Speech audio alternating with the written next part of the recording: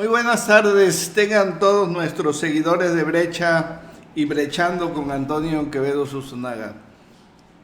La verdad que me da muchísimo gusto estar aquí lunes, miércoles y viernes, 6:30, 7 de la noche. Es el mismo horario que tenía en Radio Universidad, me acuerdo. Y bueno, pues en esta ocasión más gusto me da más gusto me da tener aquí a Joel Salomón, un consultor político, un economista, un maestro, una gente que conoce perfectamente bien el mercado electoral de Sinaloa. Joel, qué gusto tenerte. Igualmente, Toño, un gusto saludarte, muy buenas tardes y siempre un placer platicar contigo en Brecha y Brechando. La verdad que ya tenemos tiempo, desde que estábamos en Radio Universidad, recuerdo que me acompañaste en varias ocasiones y la verdad es un placer, Joel. Igualmente, Toño, un gusto siempre. Oye, Joel, estamos a medio camino. Estamos en medio de un atraquero enorme de encuestas, de declaraciones, de señalamiento, de posturas políticas, que antes no las veíamos de esa manera, ¿no? Eran como que eran procesos electorales con menos repunte, ¿verdad? Sí, fíjate que así son las campañas, ¿eh?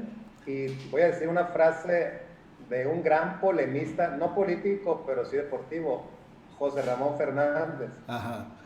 Una vez se tuvo una polémica muy fuerte con el Piojo Herrera cuando era director técnico y nos fue muy mal en el Mundial, al modo abajo de la expectativa. Y José Ramón dijo unas palabras muy duras. No lo bajó de títere de Televisa. Ajá. Y el Piojo Herrera le pidió la réplica y ya que hubo ahí un intercambio, José Ramón simplemente le dijo, mira, en lugar de disculpas, le dijo, mira, Piojo, el periodismo es así. Oye, sí, sí, Entonces ya tuve la idea de que la política es pasión y la verdad es que yo lo que he visto en muchas campañas es que el candidato que se dobla pierde. sí, ¿verdad?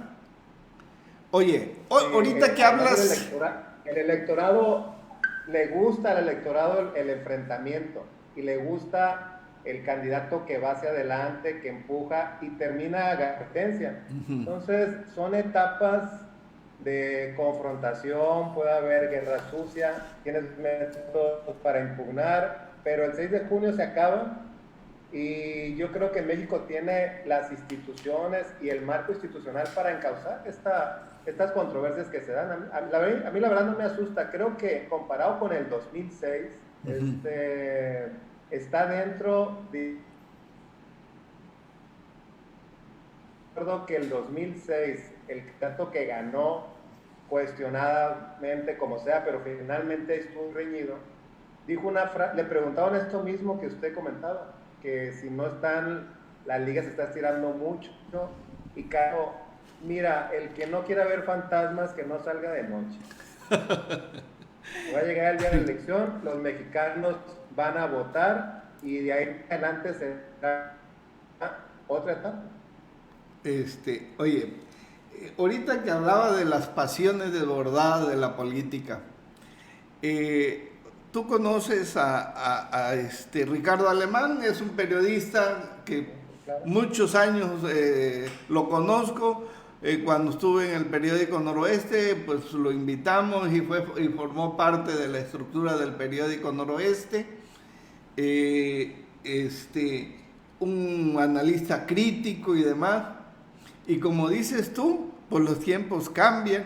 Hoy lo veo promocionando a los candidatos de la alianza, del PRI, PAN, PRD, y diciendo cosas que pues a lo mejor no están apegadas precisamente a esa realidad, pero dice que el que va ganando es Mario Zamora con 43 puntos contra creo que 40 o menos 39 de Rocha, y digo, bueno, a ver, y que la mejor oferta es que voten por los candidatos de la alianza.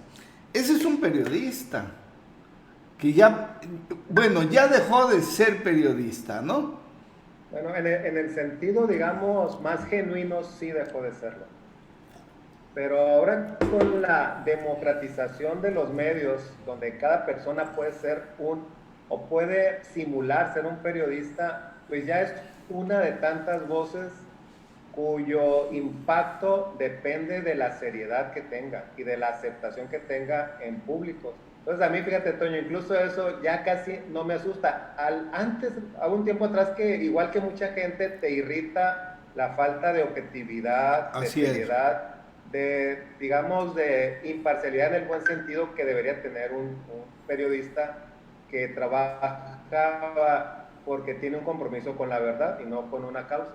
Pero sobre la marcha hemos ido aprendiendo que el periodista que deja de serlo y se convierte más en un militante, su impacto va disminuyendo, sí, y se va quedando pues como, digamos, alguien que milita en una causa y no un periodista que pudiera un público muy amplio.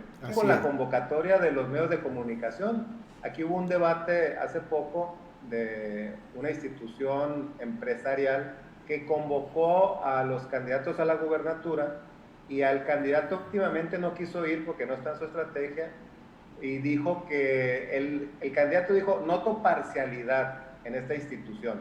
Y la institución, cuando llega al debate, la demuestra y le empieza a tirar al candidato que no fue. Entonces, ¿con qué autoridad convocas? Esa institución, fíjate, podría convocar si hubiera acreditado una resonancia ciudadana, etcétera. Voy a poner un ejemplo: CNN en Estados Unidos. CNN dice, invita a un candidato a sus instalaciones, y no hay candidato que rechace CNN. No, no hay. Resonancia, que ha construido un auditorio, y si le dicen el moderador va a ser Anderson Cooper, ahí están todos los candidatos. Entonces, yo creo que la ventaja del internet, de los medios alternativos, es que hay muchas opciones. Y no solamente, te voy a decir una cosa, Ricardo Alemán, el video que sacó muy parcial a favor de uno de los candidatos, te voy a decir, hay peores, en redes sociales. Sí, pero sí. Qué mal que alguien que tuvo una carrera hacia esos extremos y no hacia la centralidad. Oye, es que te estoy hablando de un personaje, de un periodista con el que conviví, que somos amigos y que trabajamos juntos en el periódico Noroeste, que vi y me tocó revisar parte de sus trabajos, y que formamos parte de un equipo de primera plana en el periódico La Jornada durante muchos años con don Carlos Payán y Miguel Ángel Granado Chapa. O sea, y yo lo veo ahora promocionando a un partido y candidatos y bueno, yo me pregunto, Antonio Quevedo, a veces por broma o lo que tú quieres, me digo, oye, ¿por qué no te vuelves candidato? Le digo, oye, yo sé quién soy, o sea, yo no voy a perder mi esencia de periodista, porque los candidatos es otro rollo, ¿no? Una candidatura es otra cosa. Yo no soy político, yo soy analista. Y si tengo algún apoyo de la gente que me da, es por mis análisis, pero no por mis propuestas políticas, ¿no? Además que ese es un trabajo para una coyuntura, Así es. El periodismo es una profesión para siempre, y que la premisa del periodismo es que tienes un compromiso con la verdad, y entiéndase que la información de interés público, pues la procesas, la analizas y la comunicas a un auditorio. Eso es hacer periodismo. Sí, y la verdad, esto que comentas es muy interesante. Te voy a comentar un caso reciente de antier, de que Miguel Vadillo es un gran periodista veracruzano, Contralínea tiene, de investigación. Viene de una familia muy humilde, de un ranchito de allá, muy cercano a donde yo nací. Miguel Vadillo Cruz hizo un trabajo a la empresa de la investigación que hizo el gobierno a Claudio X González. Y antier sacó los datos de cómo estaba recibiendo todavía dinero del gobierno de Estados Unidos. Ese trabajo de investigación periodística provocó que el gobierno de López Obrador hiciera o enviara una carta al gobierno una nota diplomática, pues reclamando la injerencia, porque el presidente ni enterado estaba. Es cuando uno como periodista dices, aquí sí cumplí la función, ¿no? Y como bien lo dices, es una carrera hermosa la del periodismo. Muchas veces me han entrevistado y siempre digo, si vuelvo a nacer, volvería a ser periodista, me encanta, ¿no? Y fíjate que no solamente Mexicanos contra la Corrupción, el CIDE, el Colegio de México, es más, instancias de gobierno, reciben financiamiento público de la Embajada, de la Fundación Ford, de la Fundación Rockefeller, de la Fundación Guggenheim. Hay muchas instituciones. Vadillo promocionó algo que es cierto, que es objetivo, y ya le corresponde a las instituciones decir bajo qué criterios y sobre qué objetivos es el financiamiento ese. O sea, pero tiene razón, ese es un periodismo que encontró algo que para muchos que son del medio sí lo conocen, pero el gran auditorio a lo mejor, ¿no? Así es. Esto nos lleva precisamente a valorar cómo están estas cosas, todos estos escenarios movidos en las redes sociales. Por ejemplo... Usted que es periodista de investigación, la estafa es genuino porque es información pública de la Auditoría Superior de la Federación, pero lo que hicieron los periodistas fue meterse a las tripas y dedicarle días y semanas a conocer los detalles de los expedientes de la auditoría. No era información oculta, era información gente que tuviera amor por el periodismo de investigación y encontrara las tripas que había ahí. Fíjate que ese trabajo de la estafa maestra es un trabajo de premio internacional, y tienes razón como lo describe. Lo que pasa es, Joel, que todos los periódicos a nivel mundial empezaron a chafiar. Antes había recursos para destinárselo a los equipos de periodistas que investigaban. Había varios escenarios. El periodista que cubría la nota, el que cubría la conferencia, pero también había un equipo de periodistas investigadores, que esos eran periodistas que no estaban produciendo todos los días notas de primera plana o para publicar, pero que cada 6 días o cada mes o cada 15 días te traían un trabajo de mucha calidad y que el periódico lo podía cacaraquear, lo podía difundir. Sin embargo, a los periódicos se les hizo muy pesado sostener esos equipos, pues no te producen nota diaria y entonces se convirtió en una carga. Y eso desapareció en el Reforma, en el Universal, en el Noroeste, en todos los periódicos. ¿Por qué lo sostiene Contralínea? Seguramente porque es un equipo muy compacto, porque se ajustan el cinturón y porque no tienen altos ingresos, Con lo poco que va entrando, van sobreviviendo. Es el mismo caso de quienes hicieron el trabajo de la estafa maestra. Y además, aquí te obliga a otra cosa.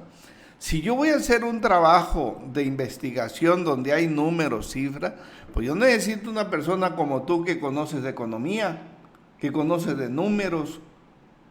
¿Por qué? y que conoce de los materiales que estás investigando, porque a lo mejor me quedo muy superficial en esa investigación, ¿no?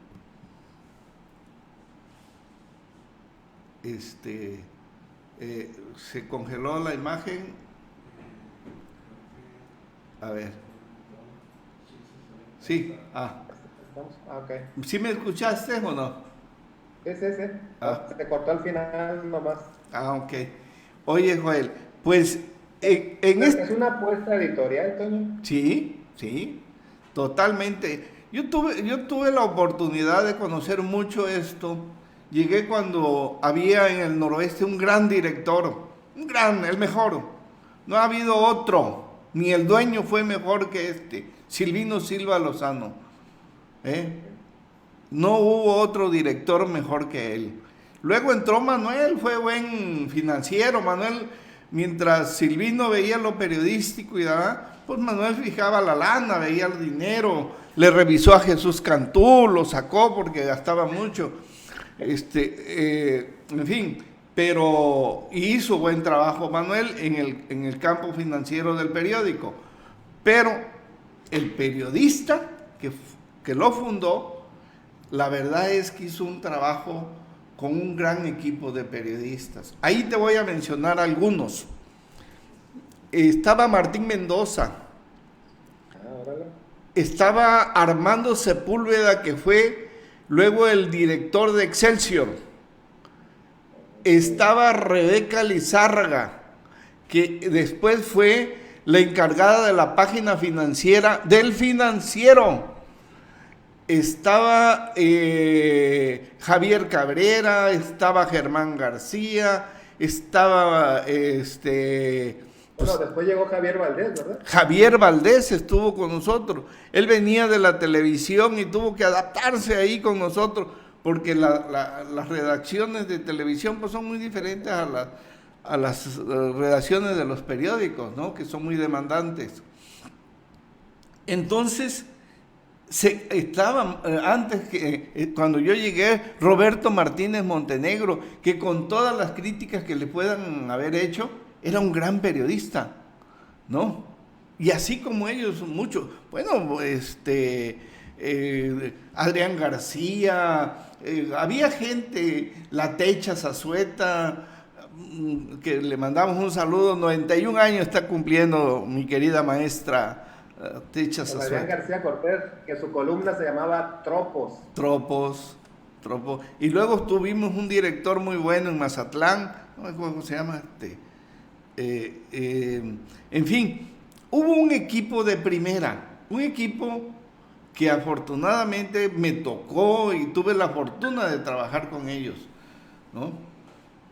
Fíjate que ahorita que menciona usted el periodismo de investigación, esta película célebre de Robert Redford y Dustin Hoffman, que se llama Todos los nombres del presidente, sí, sobre la caída de Richard Nixon, ahí se ve muy bien cómo en el Washington Post a ellos dos los tenían siguiendo el escándalo de Watergate cuando estaban haciendo la investigación, y efectivamente los tenían a ellos excluidos del diarismo y enfocados a una investigación de fondo, que era este asunto del espionaje al Partido Demócrata, y rindió frutos, fíjese, esa inversión de tiempo con ellos. Sí, yo me acuerdo cuando yo llegué aquí, el periódico me daba tiempo. Por ejemplo, había muchos problemas en el manejo de los recursos en educación. Hicimos mucho trabajo de fondo. Hay algunos amigos que todavía lo recuerdan. ¿Por qué? Porque salió y brotó mucha información que motivaron cambios en aquel entonces con don Alfonso Genaro Calderón. En fin. Y no había ley de acceso a la información, ¿no? Bueno, esa era la queja número uno que teníamos, de que no nos permitían ingresar. Bueno, a tal grado, te voy a decir, que yo, siendo jefe de información del periódico Noroeste, amenacé con demandar al gobernador Antonio Toledo Corro porque me expulsaron del Palacio de Gobierno. Entonces, yo lo iba a demandar ante el Ministerio Público, y ya pues me mandaron al presidente de la Asociación de Periodistas, Cuauhtémoc Cuitlagua, y a mucha gente, para decir y pedir disculpas y abrirle la puerta al periódico. Ahí se le abrió la puerta al periódico para poder tener acceso a la información hasta determinado nivel nada más, ¿eh? No creas que nos entrar a las conferencias, pero no a los documentos. Y ahora en las solicitudes de acceso a la información te piden casi una tesis doctoral, los solicitantes. Quiero la información adecuada por fecha, a nombre de quién se lo dio, cuántas empresas, si el hijo, la esposa. Te piden que le resuelvas la investigación de posgrado casi. Sí, entonces todo eso ha cambiado. Oye, pero el tema ahorita, por ejemplo, que un periódico, fíjate, esto que estamos viendo, que vamos a entrar, el Financiero en este momento está destacando por un aspecto. Está haciendo encuestas y son las encuestas más serias a las que podemos tener referencia. Una de las, igual que Roy Campos, ¿no? En esta última encuesta, pues le dan 13 puntos arriba a Rocha sobre Mario Zamora. No sé si ya la vistes. Sí, claro, fue hace unos 3, 4 días y está interesante porque el Financiero, la encuesta anterior, que fueron como 2 semanas anteriores, atípicamente había dado un resultado cerrado, 43-41. Digamos que este resultado está en la media que a finales de abril retomó el periódico El País de España. Así hizo es. un monitoreo de las elecciones locales mexicanas y en el caso de Sinaloa ponderó todas las encuestas, digamos, de instituciones o de empresas conocidas. Y el País es un diario muy profesional, yo diría que el mejor en lengua española, y hace una presentación muy bonita, esquemáticamente muy bonita, y saca el promedio de las encuestas y tiene a Rocha arriba con 15 puntos. Y digamos que la del Financiero, que está un gran encuestador detrás, que es Alejandro Moreno, esta encuesta última de hace 3-4 días está en esa media de los 15 puntos, 13-15 puntos de distancia. Sí, yo creo que le quitó ahí un poquito a Alejandro Moreno por alguna de las razones que yo me imagino, pero no la deterioró la encuesta. Esta encuesta, yo traigo dándole el seguimiento en el caso de Sinaloa, y cuando se arrancaron las campañas estaban 23-40. Casi 44, 23 la alianza y 44 el partido. Todavía no había posturas de candidato. Entonces, ese recorrido, pues lo estamos viendo, sí se han movido un poco los números hacia arriba, pero así como se ha movido hacia arriba la alianza, se ha movido también hacia arriba Morena con sus candidatos y sobre todo en los distritos federales. Fíjate, lo que no se ha movido es la distancia entre ellos. No se ha movido, sí. Ha ido avanzando la campaña y la encuesta del Financiero trae un dato interesante que no se retomó mucho a nivel local, que Sergio Torres de Movimiento Ciudadano ya aparece con 9% de intención de voto.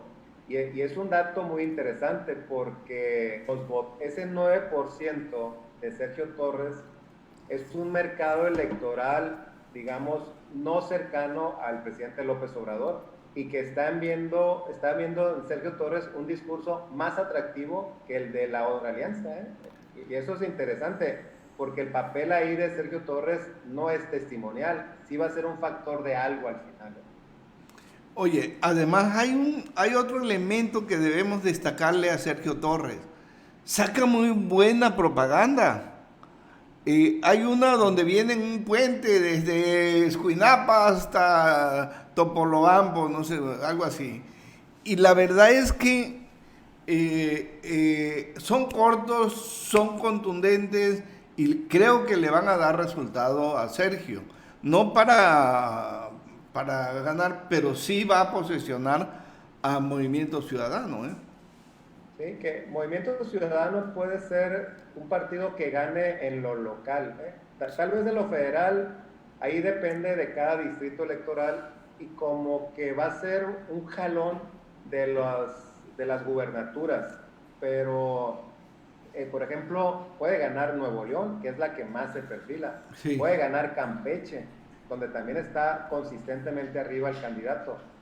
Con 2 gubernaturas o con que gane Nuevo León, Toño, es un gran resultado para Movimiento Ciudadano, Sí. porque tendría Jalisco y tendría Nuevo León, las 2 metrópolis después de la Ciudad de México.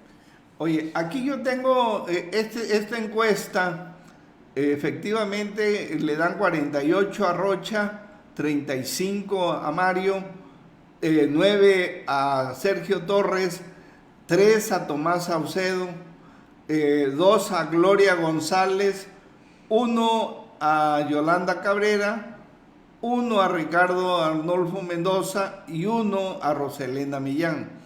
Estos que tienen unos, no sé cuál sea la contribución, pero si son priistas los que se fueron para estos partiditos, también le va a afectar a la alianza.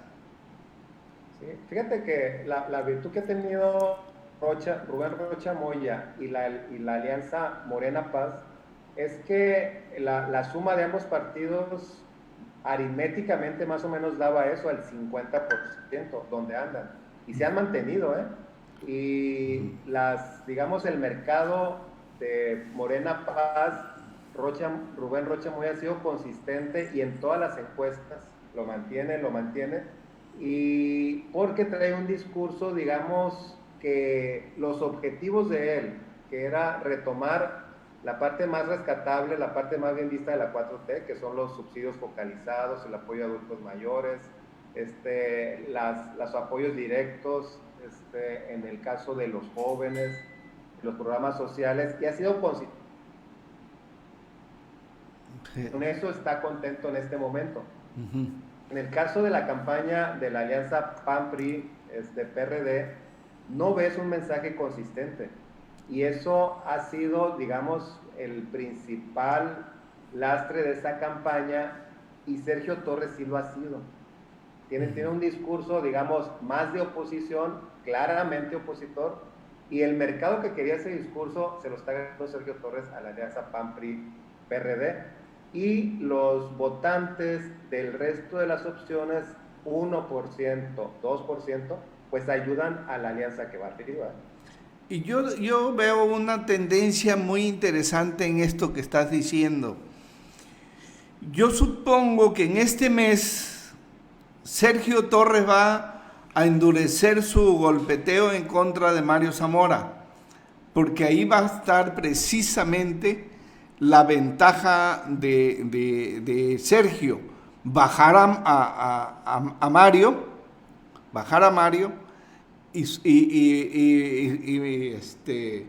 y subir a su partido.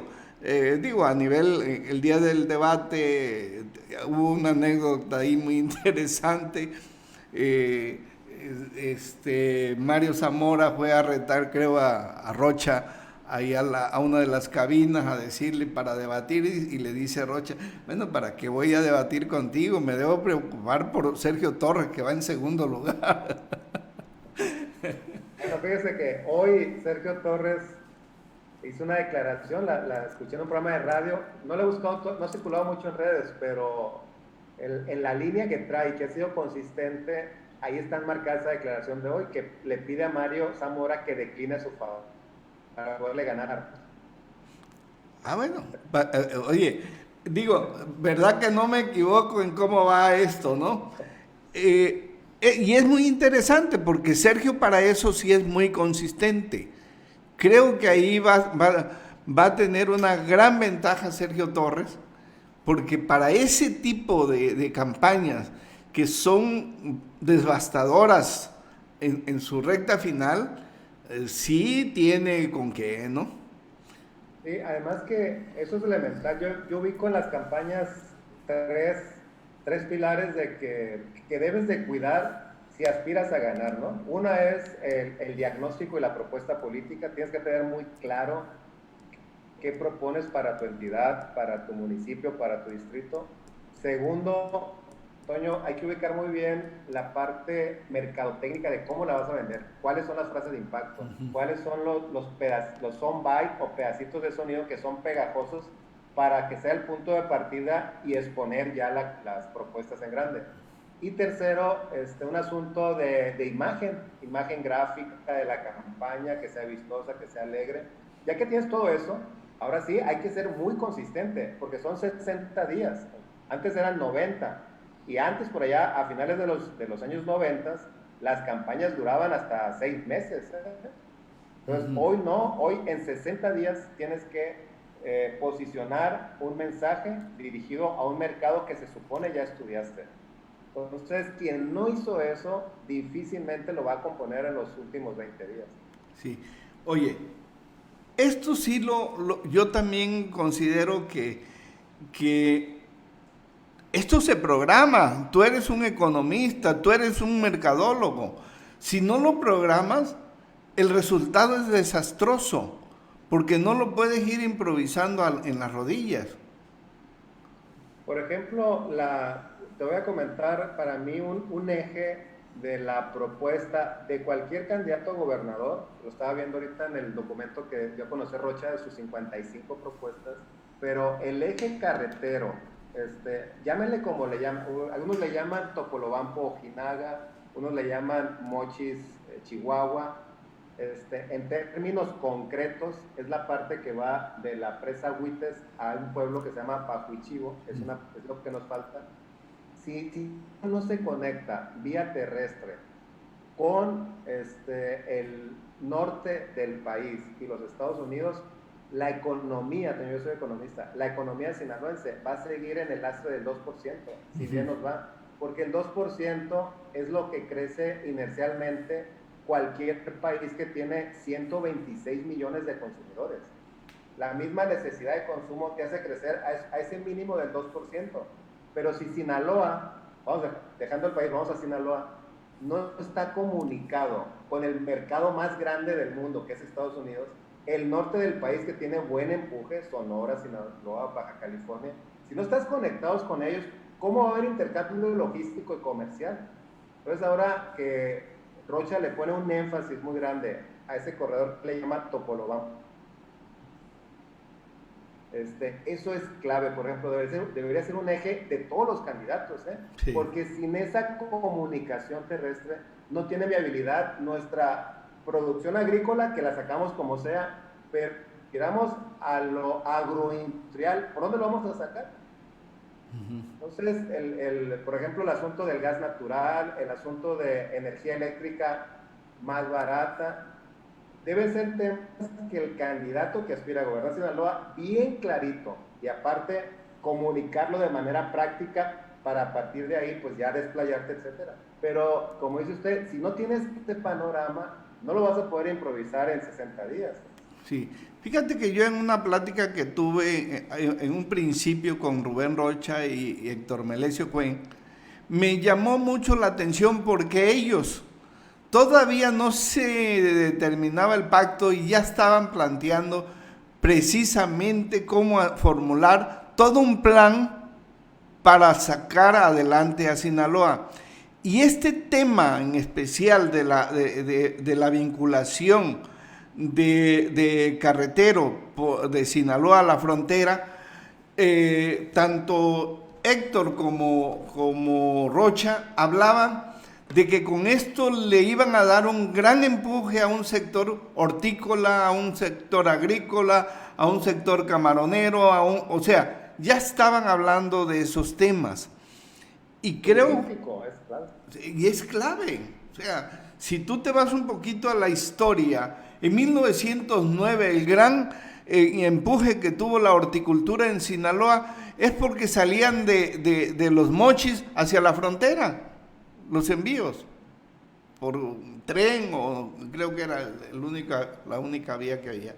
Pero ahorita deben ser recorridos que acorten la distancia, que reduzcan costos, que lleguen al mercado con la prontitud que el mercado lo está reclamando y sobre todo que aprovechen la coyuntura que el gobierno norteamericano quiere de tener abasto a la puerta de la casa.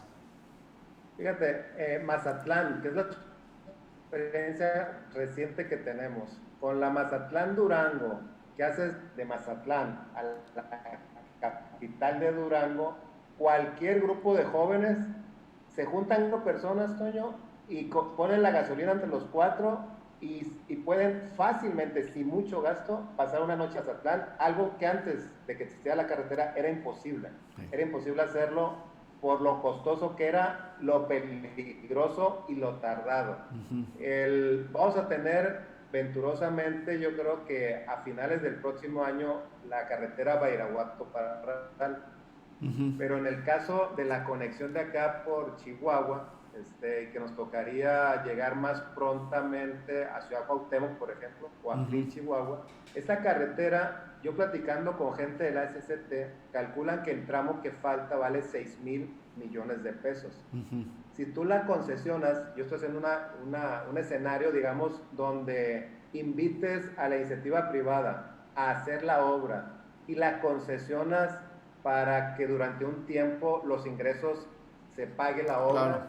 6,000 millones, no sé en cuánto tiempo se recupere, pero si a ti y a mí, que somos usuarios, nos ponen 2 o 3 casetas de cobro de 150 pesos o 200, no vas a ir a Crin, Chihuahua por no pagar 500 pesos de caseta. Así es. Te aseguro que todos vamos a ir, la gente que está en Ciudad Cuauhtémoc pagaría, aunque sean un poquito caras las casetas, pero no daría vuelta por Obregón, mucho menos por Mazatlán. Claro, entonces sería es una directo. obra que yo creo que haciendo ingeniería financiera, Antonio, es muy factible en el próximo sexenio. Fíjate que tengo aquí lo del plan de Rocha, que ya presentó sus propuestas. No supe, no me fijé finalmente, no lo terminé de leer cuántas fueron las propuestas, pero veo que sí trae bastantes propuestas, ¿no? Sí, son 55 puntos y que también se deben sumar, si a alguien le interesa profundizar en el planteamiento, tanto Morena como el PAS presentaron su propia plataforma electoral para el candidato Rubén Rocha. Rocha lo que hizo fue que jaló algunas propuestas de ambas plataformas, hizo un condensado y le incorporó cosas que sobre la marcha he ido escuchando, hizo un planteamiento, digamos, para los medios de comunicación más digerible. Sí, está bastante práctico. La verdad es que son puntos muy sencillos, muy claros y muy claves. Entonces, no lo he visto en los demás partidos, ni siquiera lo he podido percibir en sus discursos. Veo todavía una campaña media superficial, media rápida, media de contacto, como para, no sé, a lo mejor yo tengo una mala percepción de posicionamiento de figuras, ¿no? Fíjate, Toño, y eso en términos de marketing político no es malo, que un candidato haga la haga baile y jale la atención, pero una vez que jala la atención, debe demostrar que tiene propuesta. Te voy a poner un caso muy reciente, Donald Trump. Decir lo que sea de Donald Trump, pero el 2016, cuando le ganó a Hillary, le criticaban que era puro show, que era un hombre de los medios, que era un showman, y efectivamente así se le abrían muchos espacios con tal de tenerlo ahí, pero cuando le hacían planteamientos serios, la verdad es que sí se preparaba, no eran las grandes ideas, pero tuvo un entrenamiento para enfrentar a los medios cuando ya lo sobre cosas más profundas del conflicto en Medio Oriente, sobre migración, etcétera, etcétera. O sea, a lo que vamos es que no puedes llegar a una contienda improvisado en la estrategia. Tienes que tenerla muy clara porque hay poco tiempo. Sí.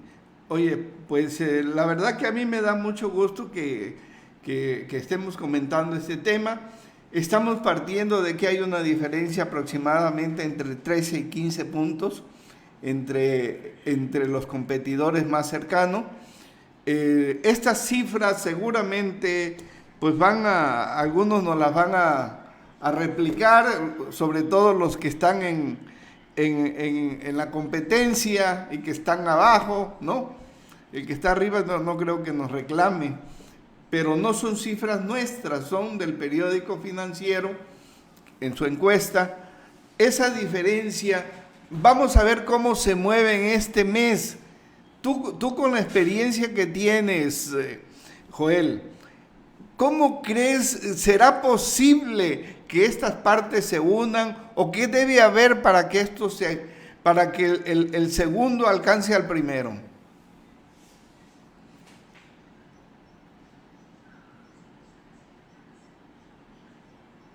Fíjate, el único caso que hemos visto hasta ahorita de contiendas por la gubernatura que se ha movido, tiene que pasar algo muy escandaloso. Y fue en el caso de Nuevo León, donde Clara Luz Flores, pues sacan a la luz lo de su reunión que ella había negado con Kid Renier, el líder de esta secta que está ya preso en Estados Unidos y que pues realmente violentó a muchísimas mujeres y fraudió a gente en todas partes en muchas partes del mundo, principalmente, fíjate, en Estados Unidos y en México.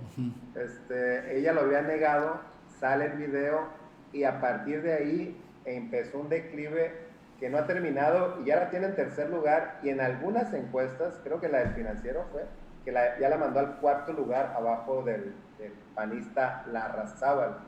Tiene que pasar algo así muy escandaloso para que cambien las tendencias o la inercia. Yo creo que lo que ha hecho Rocha es la estrategia del puntero, no cometer errores y tratar de ser consistente. Es bien importante en política no tratar de fingir tu personalidad o por recomendaciones de marketing aparentar lo que no eres. Yo creo que te paga mucho en política la transparencia, auténtico.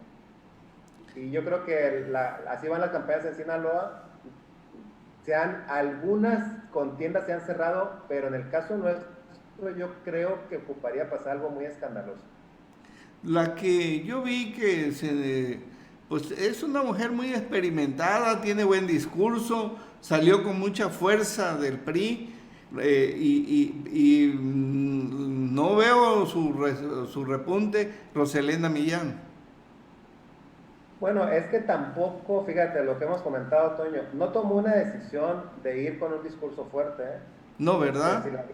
Si puedes observar el debate de ella que organizó el Instituto Estatal Electoral y fue un discurso muy plano y se quiso centrar en propuestas, digamos, pues muy comunes, no sobresalió del resto de los candidatos.